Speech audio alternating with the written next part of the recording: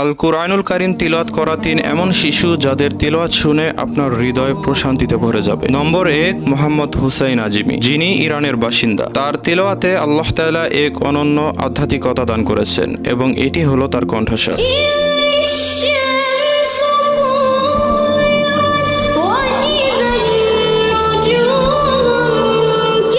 নম্বর 2, কারি ওমর আলী, তিনি মিশরে থাকেন। তার তিলাওয়াত আমাদের কারি আব্দুল বাসিতের কথা স্মরণ করিয়ে দেয় এবং এটি হলো তার কণ্ঠস্বর।